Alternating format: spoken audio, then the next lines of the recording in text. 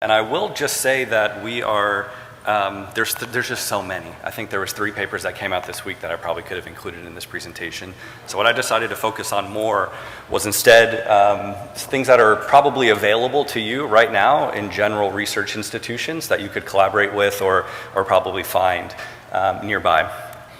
So here's a brief outline, but I'll just jump right into some of the techniques. One interesting thing that's been happening recently is the digital analysis of well-known technology. So this is something that's been done in digital droplet PCR for a while, and the idea is that you partition your reaction, or maybe you're looking for antigens or some fluorescent marker, and you partition your reaction or your solution of EVs into a lot of different microwells.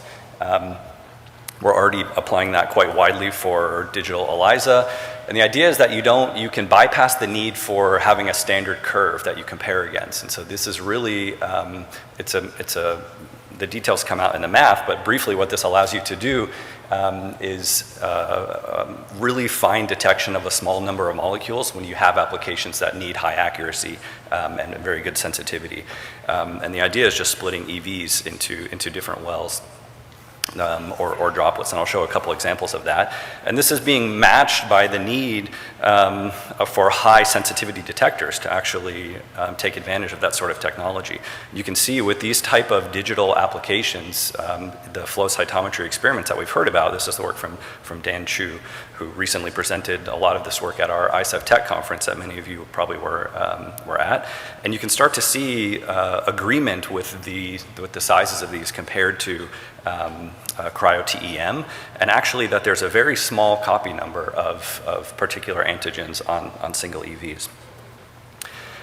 You've heard a little bit about resistive pulse sensing, which is a technique where you have a nanoconstriction. Particles move through that. They affect the electrical properties of that constriction. If you can measure the magnitude of the signal change during a particle translocation across this channel and the time it takes to pass, you can actually extract a particle concentration and size pretty accurately from solution. There's a recent advancement to this technique, which is just recently commercially available by SPRI, and they've added the ability to do fluorescence at the constriction. So now you're combining this electrical measurement, which already has a pretty low sensitivity of down to around 65 nanometer, so beating conventional diffraction limit of optical techniques like flow cytometry and NTA. But now you can measure some fluorescence off that too. So that's a very interesting technique that we're interested to try out as well. And the promise is then this overlaid information where you can get the size, histogram, as well as the sizes of those ones which are expressing a certain fluorophore. In this case, it was GFP positive EVs. This technique only requires a few microliters, and there are disposable cartridges. That's an advantage because they can be very easy to clean up, but it's also an expensive consumable. Another interesting emerging technology is super resolution microscopy. So you might have heard about this in the context of the Nobel Prize in the last decade. And this is the ability to actually beat the diffraction limit of fluorescence microscopy and has widely been applied to cellular imaging. So you can see here conventional fluorescence image on the left and a super resolution on the right. You notice a great increase in resolution, spatial resolution. This essentially beats this problem known as the diffraction limit, where when 2 fluorophores are spaced closer together than the limit of resolution using about half the wavelength of the light that you're interrogating with, you can't resolve them. Instead, you use special dyes which blink on and off. So at any one point, there's just one dye in any physical spot, and then you use a Gaussian fit to localize the center of that brightness. And using this combination of localization and blinking dyes, you can actually guess where the dye is more accurately than what you can actually image with conventional diffraction limited lasers.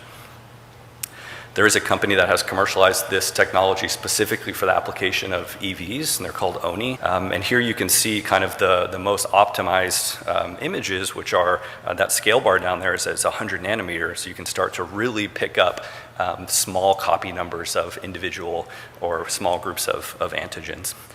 Now that's one flavor of super resolution. There's many others. One is turf microscopy, which is another specialized example where you can't get down to the super resolution of of what I'm showing on the right, but there's been a lot of work in examining EV fusion and EV characterization with a slightly better resolution than you typically can. So super resolution can beat that diffraction limit. In ideal cases, you can get down to even a spatial resolution of 20 nanometer. But the models to convert this raw data into particle measurements are not that straightforward and still under development. And you require these specialized blinking dyes. And most of our non-specific dyes, like CFSE or other dyes that you might use, don't have the ability to blink very efficiently. And so there's a dye selection issue. But at least for antibody coupling, the dyes are very robust. Another interesting emerging technology is correlated light and electron microscopy. So we just heard a lot about electron microscopy. One of the weaknesses is you don't get any specific molecular information. You can do immunogold labeling. It's very challenging, expensive. There's non-specific binding problems. It takes a lot of expertise to do that. And even then, you have to crowd these giant, bulky gold nanoparticles onto EVs. The promise of this correlated sample is that you actually prepare a sample like you would for electron microscopy, but then you perform light imaging on that, and you correlate that on a pixel-to-pixel scale. This has been used to study EVs deposited on surfaces down to single EV resolution, to look at shedding events and also uptake events. And so really you're combining that labeling power, that molecularly specific information of fluorescence imaging with that high resolution, high spatial resolution of electron microscopy. The problem is you get a lot of artifacts when you do this EM processing. So as we just heard about, the shrinking and drying, this is very practically challenging to do. It requires high microscopy skills and a lot of training, and you could hardly call this low or high throughput. It's very slow. There's been many advances in single particle analysis, and I would say the common theme to a lot of these are really trying to multiplex protein abundance with multiple markers onto single EVs. And so with normal fluorescence imaging, you're limited to 4, 5 dyes if you're crazy. Above that requires a whole suite of experiments to detangle those, and spectral unmixing and lots more advanced techniques. And so there's a couple different ways that people have tried to get around this in a different way. And a lot of this work is in the group of Ralph Weisslieder and Hako Liat in Harvard. And on the right, you see their single EV analysis technique, where they basically bind EVs down to a surface. They target them, they tag them with different fluorophore antibodies, and then they remove those and do a second batch, and remove those and do a third batch. And this way they call this sort of cyclic imaging. On the left, they have adopted the kind of drop-seq technology, where you take barcoded beads and mix them in with single EVs and droplets. You have barcoded antibodies. You link those two together. You do sequencing later, and you can figure out on a single EV in a single droplet what is the copy number of a multitude of barcoded DNAs, or RNAs. They're using DNA as the barcode. And this has also been further developed as a digital technique as well. And what this group has concluded with these two platforms is something quite provocative, where they claim that this conventional picture that we have of EVs that you've seen many times today as being chock full of every marker that you can find in a general proteomics run is actually not true, and that most EVs are completely scarce, mostly empty, and have a small copy number of most of the markers that we're convinced are there. I think, cautiously and conservatively, the real answer is probably somewhere in between these two pictures. The last group of techniques I want to tell you about are based on plasmonics. And these are interesting light matter effects whereby light interacts with nanostructured metal materials like gold. This is a particular type of technique featuring plasmonics called surface plasmon resonance imaging. And in this case, this is a widely commercially available instrument, typically by the company Biocor. You could probably find one at your university. You can array antibodies onto the surface. Light reflects off the bottom of this thin sensor and gets absorbed only at a particular resonance angle. It sets up a standing wave at the surface. If anything binds to that region above the chip and changes the refractive index, like EVs binding to antibodies, the angle of resonance actually changes. So in a typical experiment, you can flow over using simple microfluidic processes, EVs over to antibody-coated chips.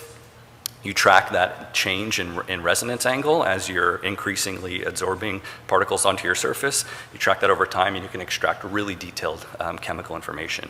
And this has been widely applied to get a pretty low concentration detection limit for EVs based on aptamer capture. You could further couple gold nanoparticles with a secondary antibody on the other side, sort of like a sandwich assay, and get very sensitive measurements. And some people have already turned this into kind of a microfluidic chip with multiple pattern spots to look at EVs in that way. Finally, there's Raman spectroscopy, which is what my group focuses on. And this is a technique whereby some of the light that interacts with particles actually loses or gains a little bit of energy. Most of the light we're thinking about interacting with particles is totally scattered and changes, it does not change its energy. This is Rayleigh scattering. This is what we use for flow cytometry and NTA and all these other techniques.